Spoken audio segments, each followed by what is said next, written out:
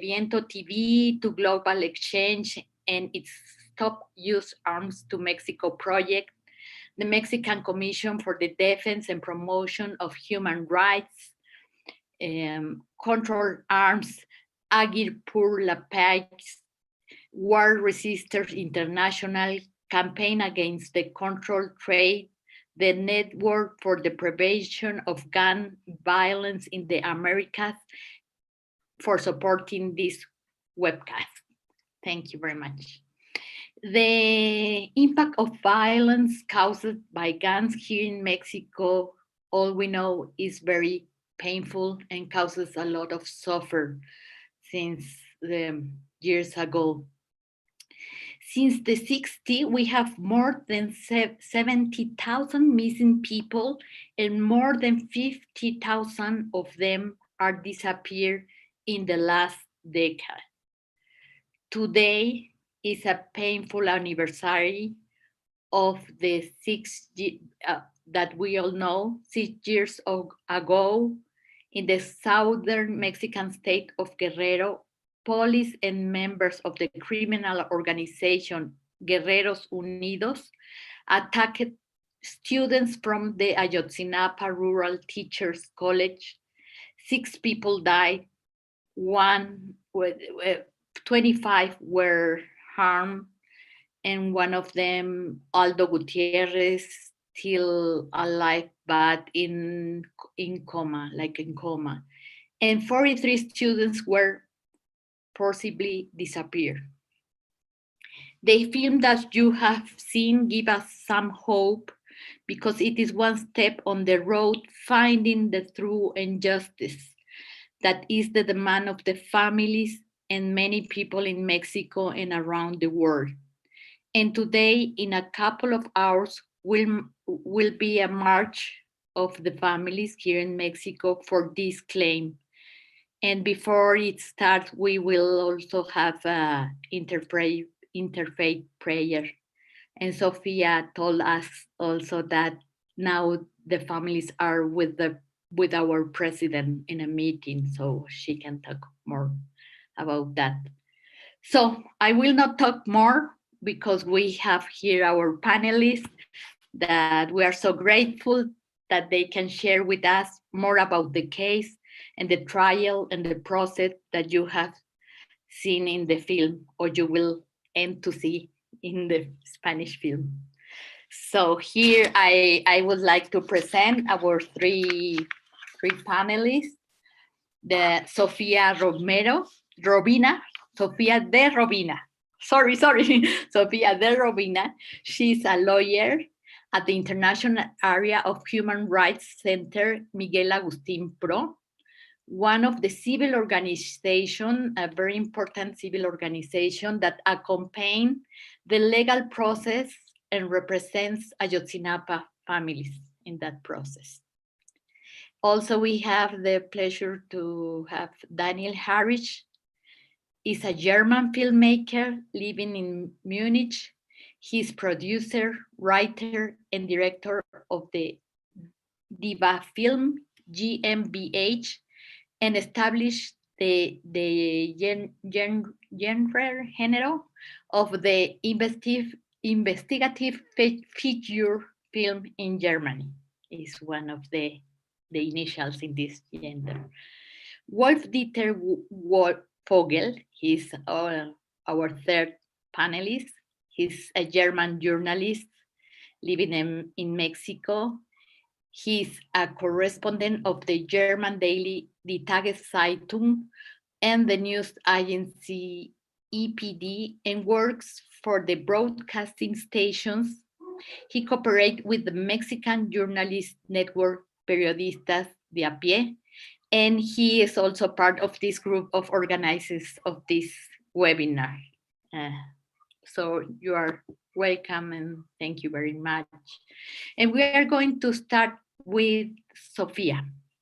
Sofia, you can talk about what you think is more important to say, but maybe you can tell us what did the weapons of the guns investigations means for the work you did on the Ayotzinapa case. When you visit the court in Stuttgart with Aldo's brother, Lionel, what were you expecting? And of course, from the Ayotzinapa case in general, you can share us what you want. Sarah, and good morning and good afternoon to everyone. Thank you very so much for this invitation and for all the organization. And thank you for continuing opening spaces to remember that the fight for truth and justice continues to summon us both in Germany and in Mexico. And special thanks to Daniel for telling this story, which is very angry, but also of a lot of dignity. And thanks also to Wolf, who has always been an ally and has helped families to their voice to be heard. So thank you both. I'm very happy to be here with you. Today marks 6 years since the events of Ayotzinapa, 6 years since 43 students were disappeared, more than 2,000 days of their families looking for them, 6 years since the night when 3 more students were executed, and 6 years since Aldo was shot by a gun that keeps him in coma. It's been 6 years since the family have turned their lives to search for the disappeared, but also to seek justice. And in the case of Aldo's family, to take care of him. And as you see in the documental, all the family go through to give him the better conditions to have near to him. 6 years of enormous dignity, of crossing borders, of removing all the obstacles of a previous government that want to terrify them and that lied to them.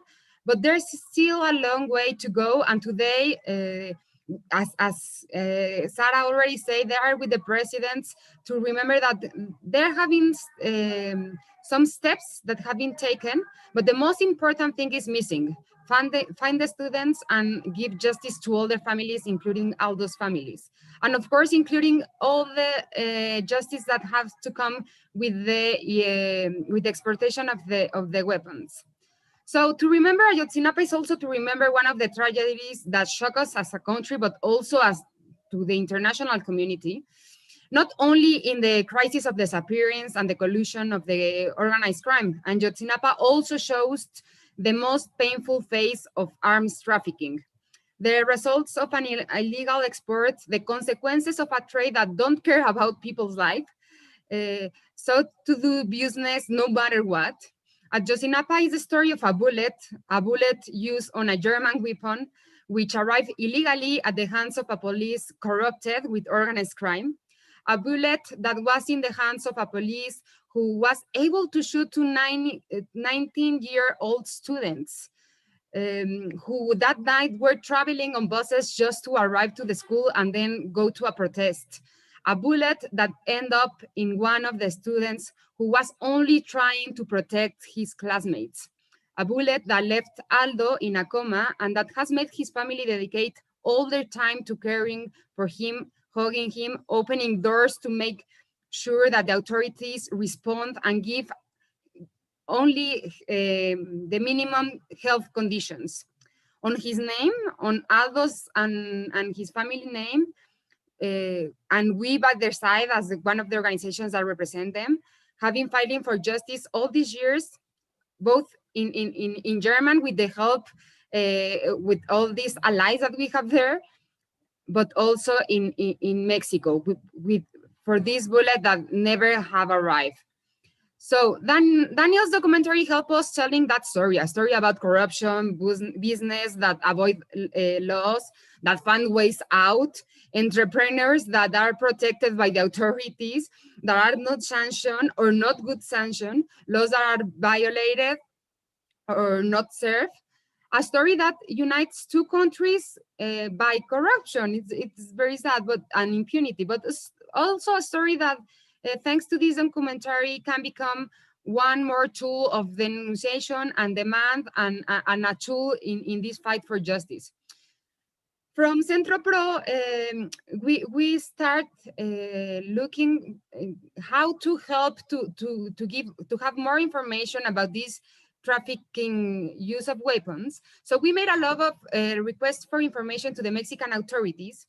And we knew that between 2006 and 2009, the Secretary of Defense in Mexico acquired more than 2,000 guns, rifles of Heckler and Koch. And at least like 500, at least the half of these weapons arrived to the states that were provided. And in particular, more than 4,000 weapons arrived to Guerrero.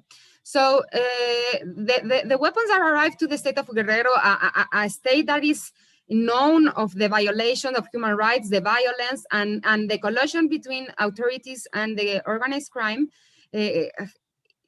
These weapons end at the hands of the police involved in the events that occur against the students on Ayotzinapa. According to the documents that appear in the file of the Attorney General Office on the Ayotzinapa case, 99 Heckler and Koch weapons were in the hands of the Corporation of Security of the State of Guerrero involved of the events, the police of the municipalities of Huitzuco and Iguala. In addition, thanks to the investigation and the documents of the file, we know that at least 7 weapons were fired in the scenario where Aldo gets shot, in the scenario of some of the students were disappeared. And we find at least 3 weapons with 3 bullets in that area. We need to remember that the police took some of the evidence, and that's something that make us have less evidence and of course make very difficult to arrive to justice, but at least we know that they use these weapons. We have bullets that were there in the scenario where Aldo gets shot. So there's also a lot of pendings in Mexico, not only with the forestry students, but also it's important to remember that this traffic of weapons could not have occurred without the Secretary of Defense arm taking place of that.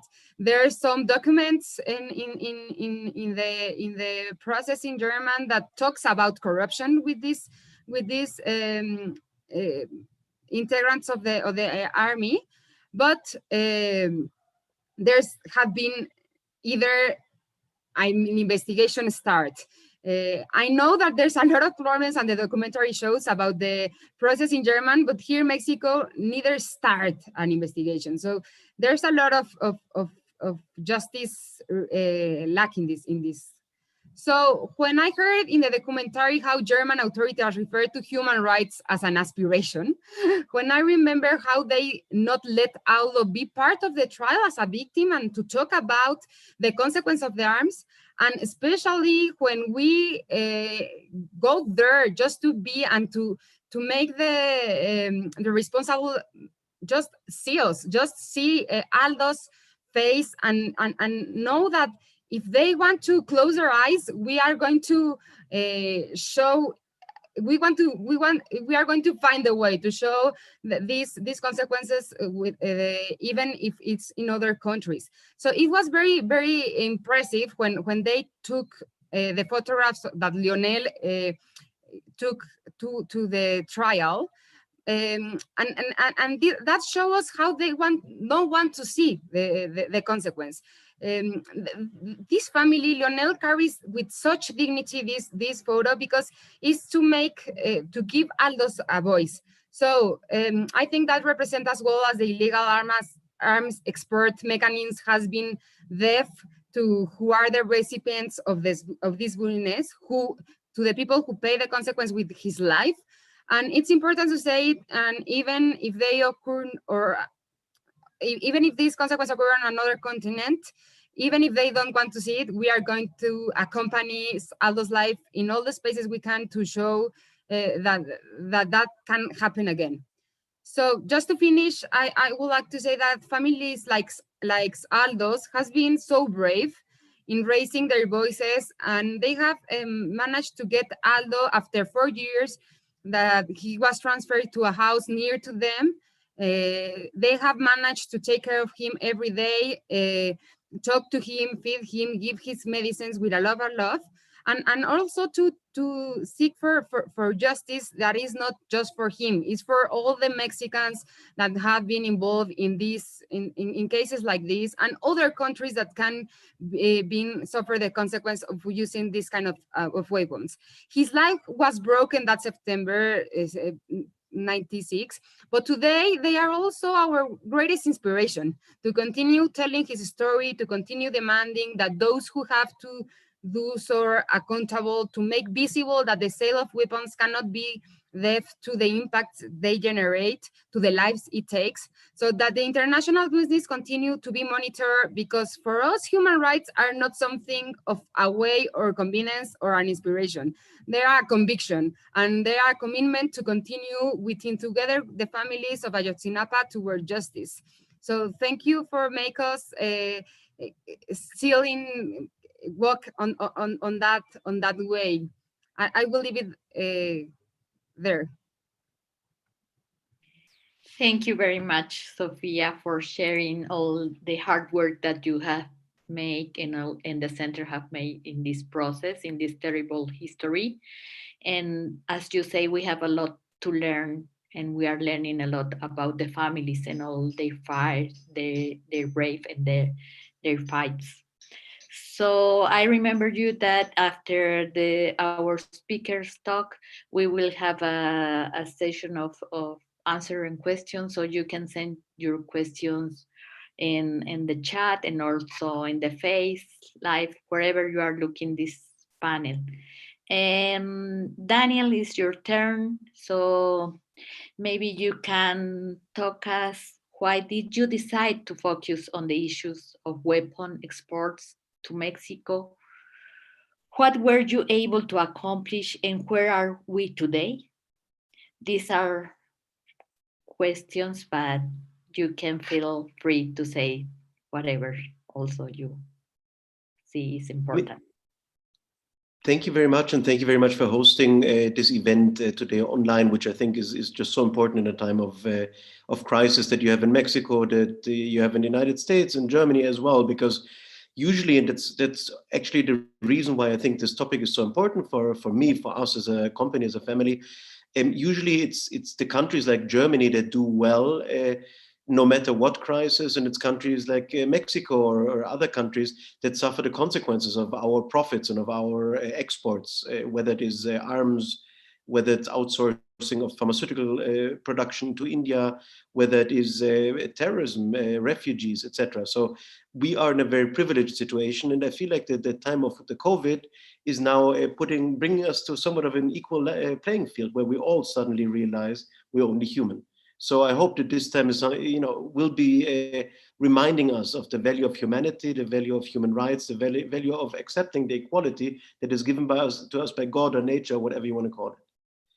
That was actually initially the reason for us to start working on this subject, because when we realized that Germany was just a major arms producer and exporter, but it's something that's not really talked about in German society, at least like 10 years ago. And Wolf, I'm excited interested to hear your perspective. But 10 years ago, when we started working on the subject, arms exports was something that was talked about within very interested circles. People that had information on it, worked somewhere in that field, but it wasn't something that was on the I always call it on the Tagesschau, on the 8 p.m. evening news. But we started researching and we started finding out. I mean, initially the idea was I wanted to make a film about illegal arms trade, and my idea was I was going to travel to Africa and to the Arab countries, etc. And my perception was I will find Russian arms dealers that land with their plane somewhere in the desert and sell illegal Kalashnikovs. So when we started traveling to Sudan, to Latin America as well, to many countries, looking for illegal weapons, we realized actually Germany is a major player. a country that we never expected our country to be a major source of small arms, of major arms for war, that are being traded legally, illegally, and in this gray zone in between. And that actually brought us at some point to Mexico in 2013. I think it was the first time that we traveled to Mexico for the G36 Heckler & Koch case, a year before the disappearance of the 43 students. My father and I, we traveled, we were in Colombia at that time looking for German weapons.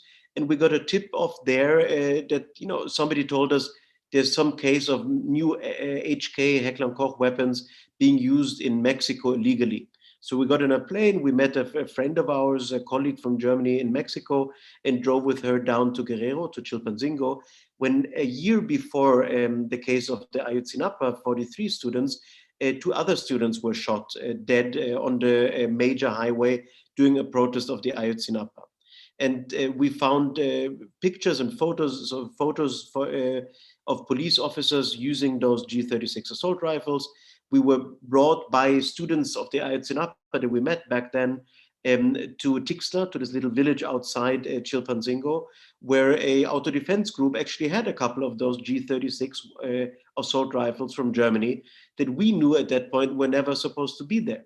So that tied us to this whole case of the Ayotzinapa and the students very early on, a year before the tragedy of September 26 of 2014.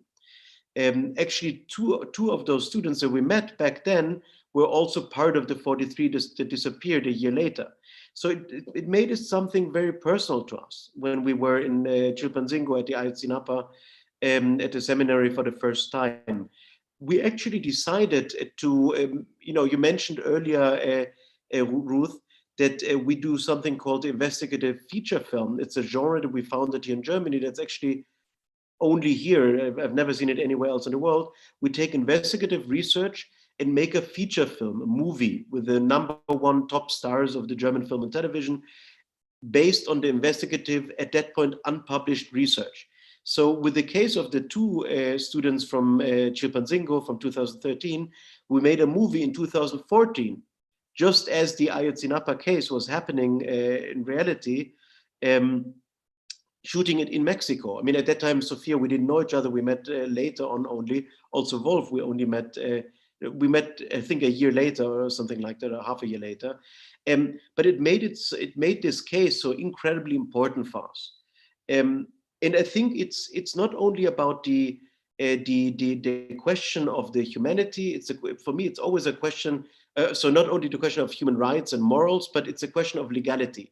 And I had a major issue from the beginning on seeing that a country as rich and wealthy and well-to-do as Germany, that always claims to be sticking to all the rules, is not really playing by the rules. And even with the help of the officials in the government that are supposed to limit illegal exports were actually made possible to Mexico.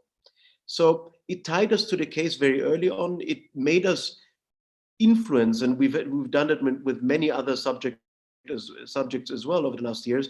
It put us in a position to influence the legal proceedings against the company Heckler & Koch. In another case against the company Sig Sauer, there was about illegal exports to Colombia. But it helped us push people like Holger Rothbauer, who's the lawyer who put in the legal claims against HK, and Jürgen Gresslin, who's been fighting the fight against Heckler & Koch, and who's best friends and partners with Holger Rothbauer, together, and to push them and elevate them and help them on the legal aspect as much as physically possible. We got a lot of documents, we got a lot of witnesses and testimonies that were able to at least push ahead and bring, #1, the big audience, millions of viewers that watch these programs, but at the same time put a lot of pressure on the legal aspect of it. And we saw, and we continued on it. I mean, that's also, again, the case was so important to us that we continued after finishing in 2015 with the first major event programming. We just released the second one on April 1st of this year. Again, another feature film, another documentary, another online event. And I think we'll continue working on that subject. One last thing that I want to say, because I want to leave a lot of information for Wolf to tell about the research itself, because we are partners on that as well. I think it is very important to also, in every interview that I've been giving, and I've been giving a lot because both the event programmings were huge here in Germany. In all the interviews, I was always asked, don't you feel scared doing those kind of subjects, working in Mexico, working in Colombia, working in Sudan, etc. And at this point, I just want to take a moment and point out the luxury of being a German journalist, working wherever in the world with a German passport, and the difference to my colleagues in Mexico. People that, I mean, there's so many colleagues that were murdered, and the human rights, the rights to the free press, to free speech, violated over the last 7 years since we started working in Mexico. It's a tragedy. It's something that needs as much attention as the case of the 43. The lack of freedom of press, the violence directed towards journalists in Mexico and many other countries. And obviously, you know, my answer to those questions of the journalists when I'm being asked, you know, are you not scared? I feel no, because as a German, in Germany, in my country, I can work like that and do those critical things very freely. If I work in a country like Mexico, nobody's going to harm me. I'm a German. I have a passport, a German passport. It gives me a lot of protection, luckily so far. But I want to take the time and remember and remind of the, you know, put my thoughts, give my thoughts to the people that you know, lose their lives and they're healthy, health to violence directed against journalists in the country. And I think that's pretty much what I have to say at this point. And again, in the end, I want to thank you again for this wonderful event, also to John and everybody organizing it. Thank you, Daniel. Thank you for all your hard work and research work in all these years, and that your work can help us to visibilize all the corruption, impunity, and things that are in our countries, and also the difference that you show up between Mexico and between German system, no? So as you say, we have here Wolf-Dieter Vogel. He's a very important piece of the research here in Mexico for this case, and he will talk us about the collaboration between human rights defenders, journalists, and lawyers to accomplish this research, the importance of media, and about the export of guns and rifles from Germany to Mexico. That is longer easy, but now there are other vías that German guns are entered to Mexico also, as you've seen at the end of the film, about 6 hours. There is also some information. So Wolf, feel you free to talk about what you want. Hello, thanks a lot for the interest you have on the issue. First of all, I also would like to underline what Daniel says, that Daniel and I also, I'm living in Mexico, but also like Daniel, I have a German passport that makes it more easy for us to work there than for all the colleagues who are risking their life. A lot of people, a lot of colleagues were murdered, were killed in Mexico. And I think it's very, very important to see that all the time, to have that present, to don't forget this now, that it's a very difficult job working in Mexico as a journalist, especially as a Mexican journalist. When I saw this documentary the first time, I was very happy, because the film and what the film shows is the result of a long way of activism and investigation, publications, and juridical activities.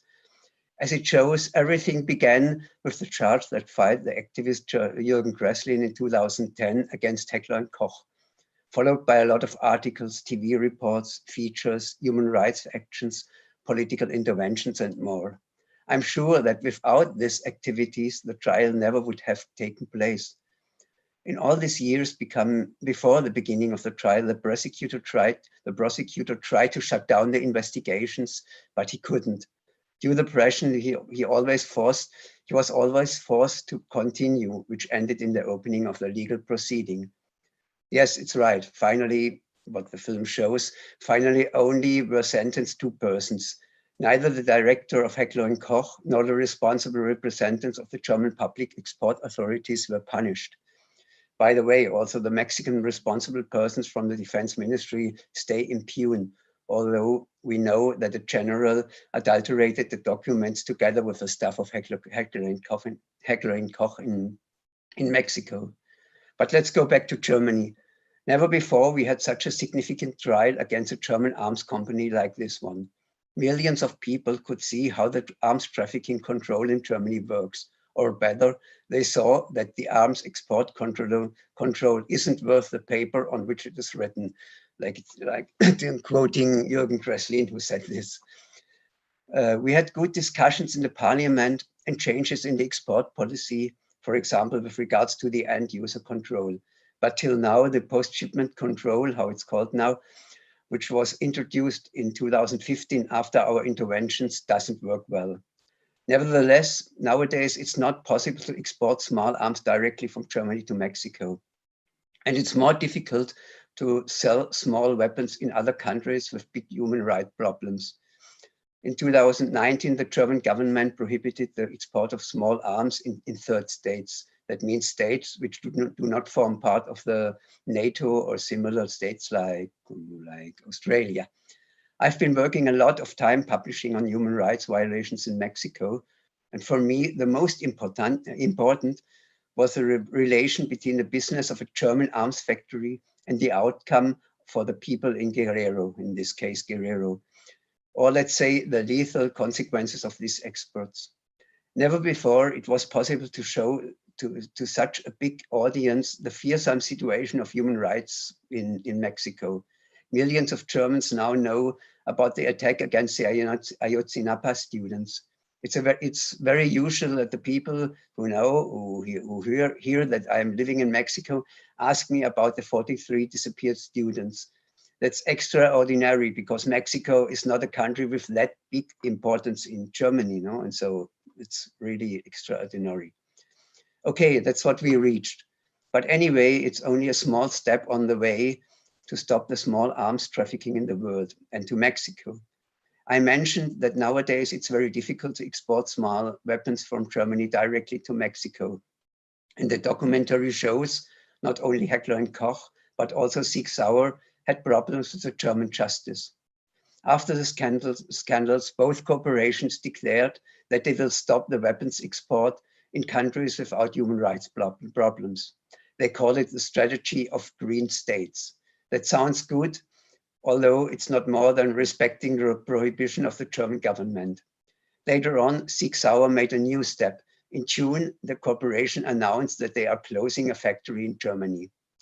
But meanwhile, Sig Sauer Incorporated became one of the most important small arms factories in the United States. It's important to say that the company is 100% in the hand of German investors. While declaring himself a clean company in Germany, Sig Sauer makes the big business in USA. The documentary suggests that in the past, this business was illegal because the weapons exported to Mexico or parts of them were produced in Germany.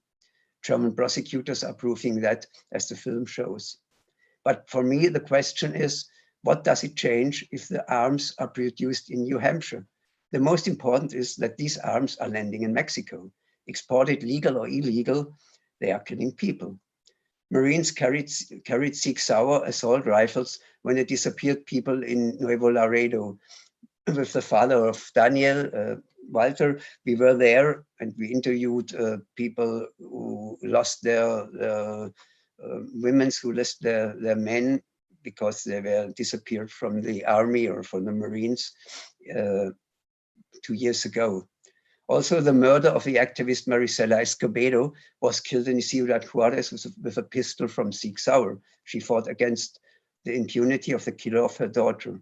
And also a lot of criminals all over Mexico still are shooting with this German technology. Nothing indicates that this killing will stop. Obviously, due to the looser US rules for trafficking firearms, the export of these weapons increased in the last months, despite of the corona pandemic. It was a good business for Sig Sauer, it was a good business for 6 Sauer. In April, the Mexican National Guard disclosed the purchase of 50,000 6 Sauer pistols. And only in the same month, in April, they sold more than 50,000 other semi-automatic pistols to the other side of Rio Bravo. And still, we don't talk about the smuggled arms to Mexico. So there is, for me, there's no doubt to stop this. The first address are the US authorities.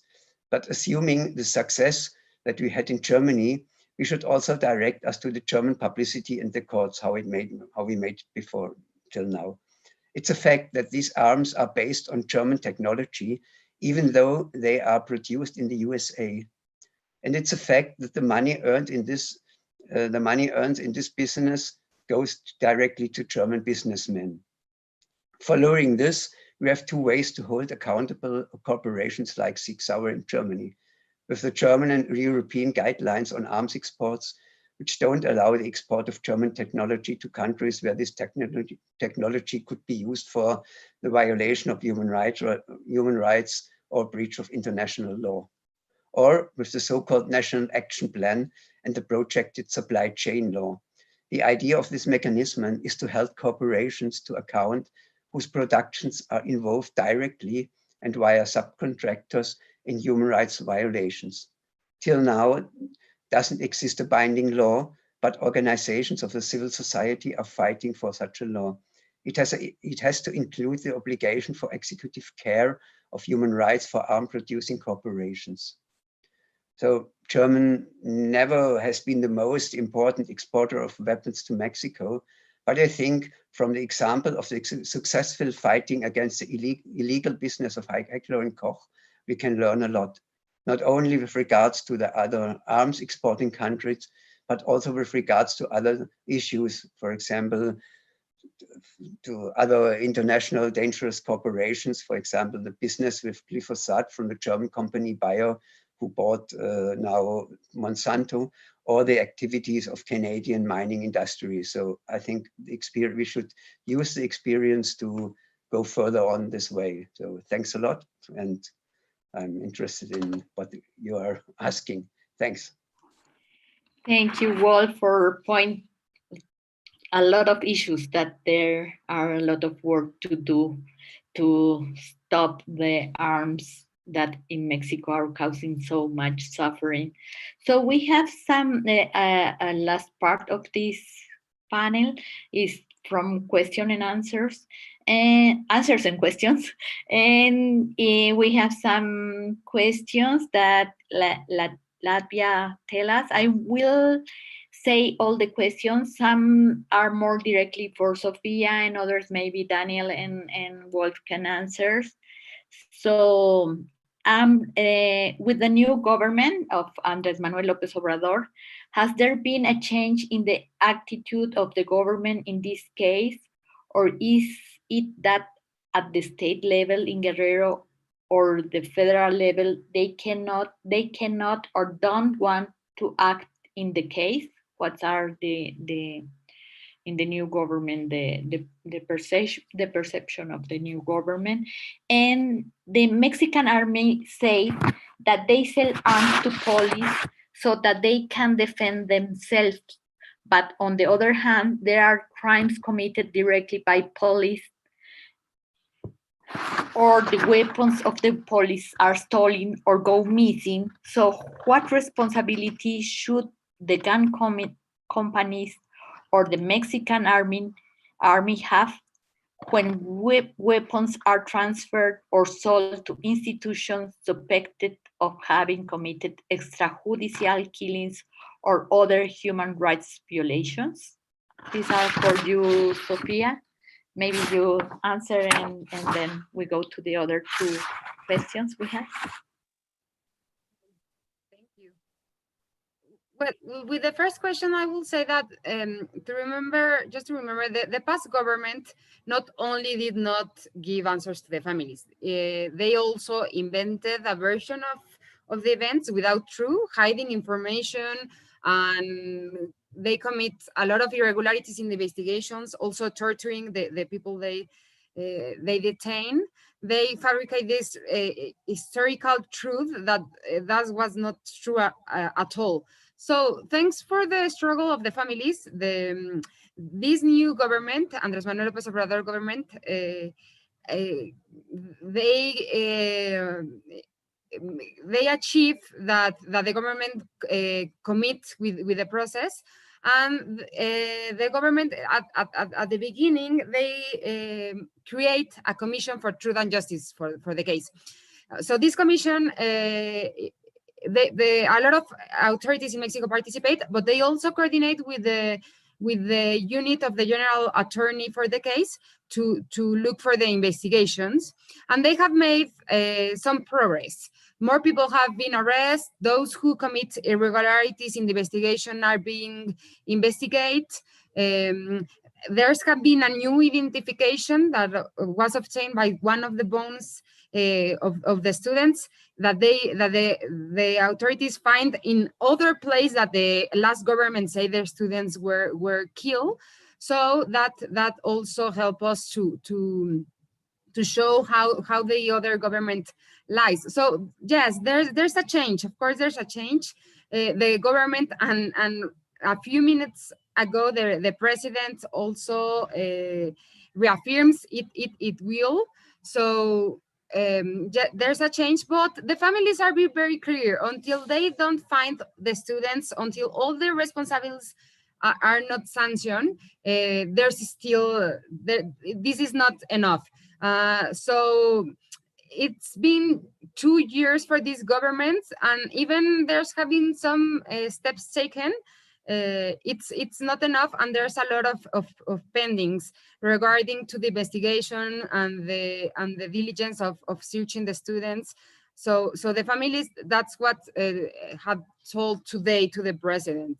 They in some way trust them, but that trust has to give some answers regarding to where all the students are, and regarding to close those investigations that they have started to all the responsible in all the levels, right? Not only the municipal police, but also the ones of the army that take that were on the place, and also the ones that investigate, but that was in charge of the investigation, but make all the irregularities.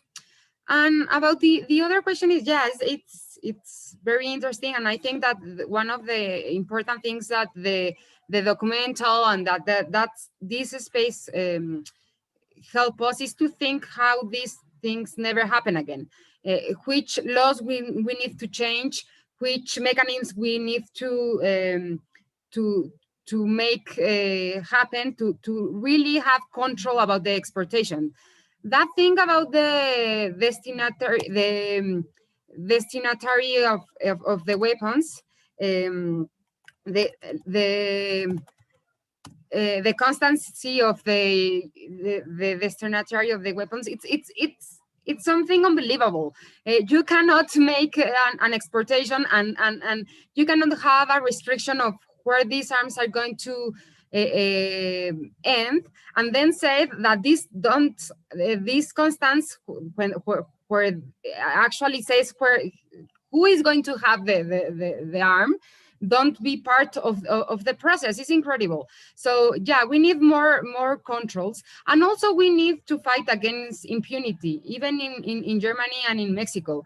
As I said, there's have been no response of the defense of the people who were in charge of this commerce and who signed these contracts. So we have to have more investigation, administrative investigation, and also even criminal investigation to know where, all the change, right? We know that the arms get to Mexico and the police use it, but we have to know all the people that were in charge of these decisions, and to to render accounts to justice. Also, as you have already said, the collusion between organized crime and the police, it's a big deal, and a lot of guns have been reported as disappear. So that's how we can maybe understand that also the organized crime has these weapons. So this collusion is very important because they act together. They act together in disappearing the students. They act together in this kind of business because the authorities permit the organized crime, and the organized crime let the authorities be part of the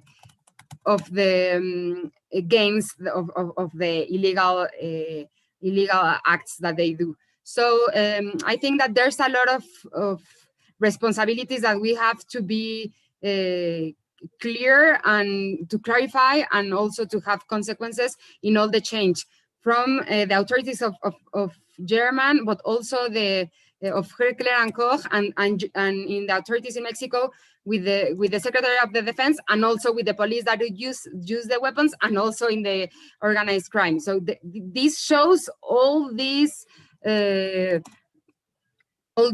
network of illegal use of weapons, of corruptions, and of course with the link with the human rights violations that it's for us the heart of the consequences of all this illegal network.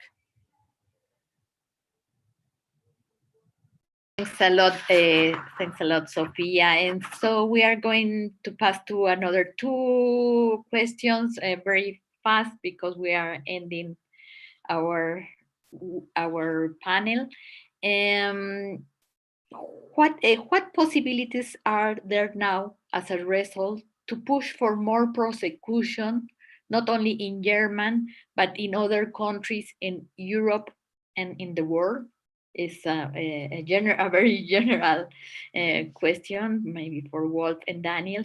And there is another very specific that Sen Jimenez about if in the north of Chiapas there are some guns. Is northern Chiapas a zone of these kinds of arms destination recently? Maybe some of you knows, or Sofia. Okay, Daniel, I would like to say something in regards to what you can do. I mean, the most important part, or the most important, can you hear me? So for me, the most important part, and we just had a case like that I communicated with John about, is actual communication. It's all about communicating and networking. And I know that Jürgen Gresslin from Germany is working on the Global Net, which is a project to basically get journalists and activists from all over the world connected in regards to illegal arms exports. The more information we can get, the more cases of arms that that people see even on news reports, or photos they can take of pistols. I mean, with 6 Hour, we worked off photos that we found on YouTube initially, and then knew where to go and where to look for. Serial numbers, any kind of information from governments. We don't speak Spanish well enough. We don't know how to access Spanish government data. We don't know how to request additional information. I feel it's all about getting information and sharing them widely. Don't keep it to yourself. We're it's a world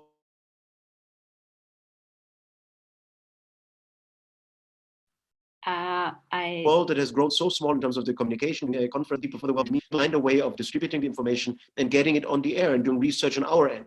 And without that kind of information, we can't go anywhere.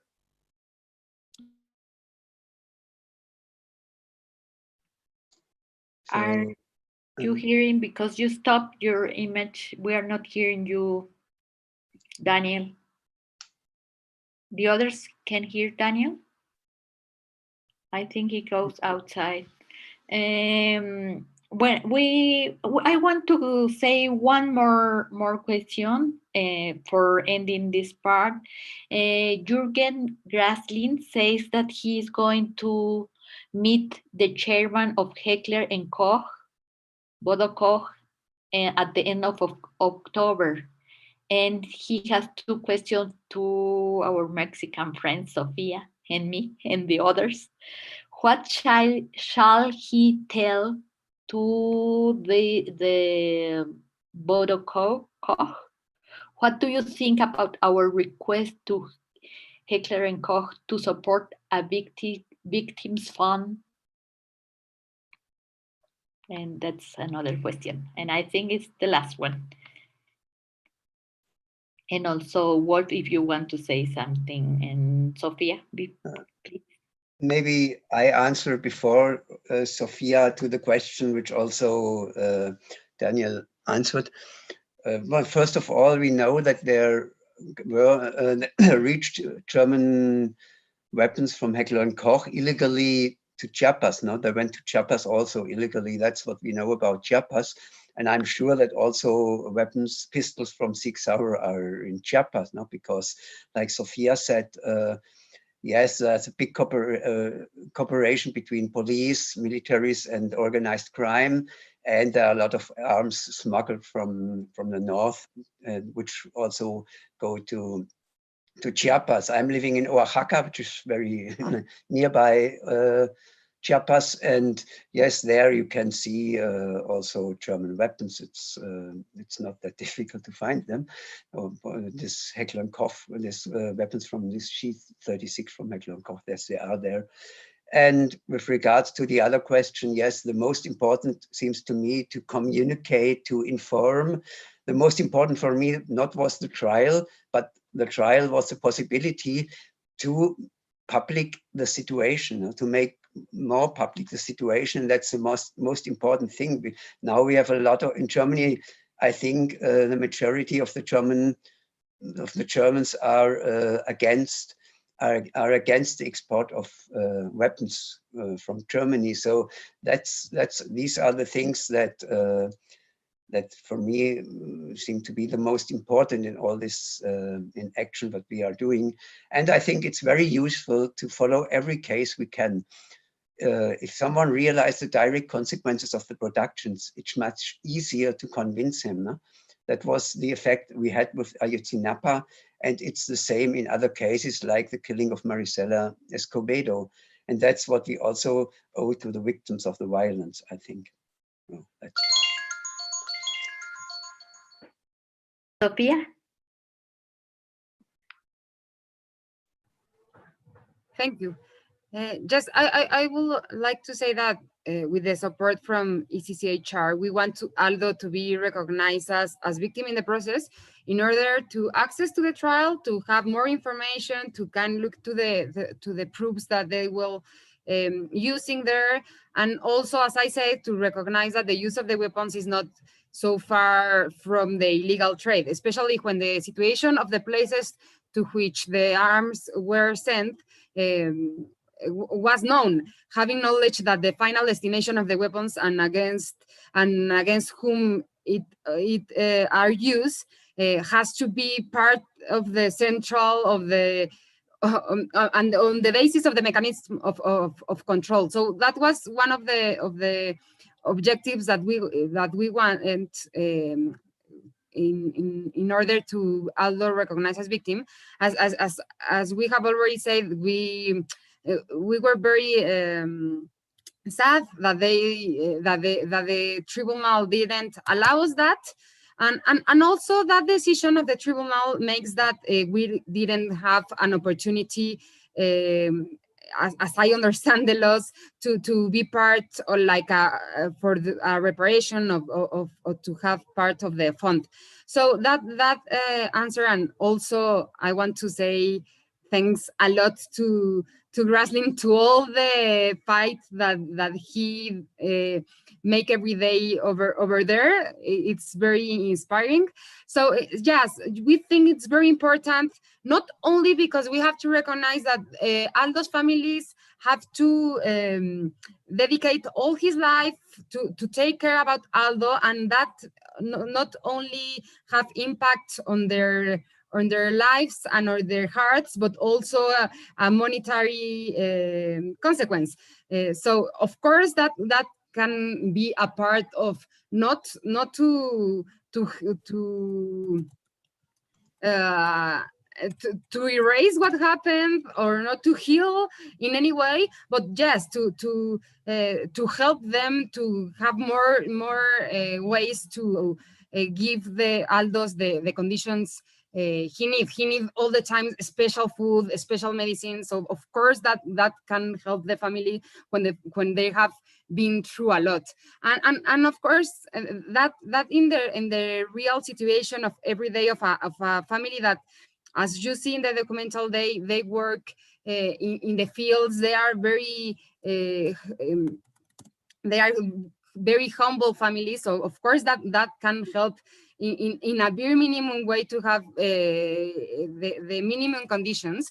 But also I think that could represent a very significant symbolism of recognizing that yes, the victims are part of this illegal export, and we have to look at them as the very part of the consequences. And as I said, a bullet that shouldn't arrive to Mexico make Aldo stay stay in coma as he is. So I think that if they could have some of the fund, it will send a message that that German authorities and laws and all that take care of that, and I think that even for the businessman, they only take about money. So if you took some money of there, maybe they can look that you can don't make business when you are killing people. So I think that's important, and still making things to don't happen again. We see the end of the documental, and we don't want another way to make the weapons still be in hands of the police that is making people disappear in Mexico. And thank again to everyone. Thanks a lot. We are over the time. There is a question left about the international instruments about transfers of arms. I'm so sorry that we don't have time to answer, but I think that it's very important also to go in those agreements that the states have made about make responsible exports and transfers, and make a real reality about the disposition that these agreements, international agreements, have.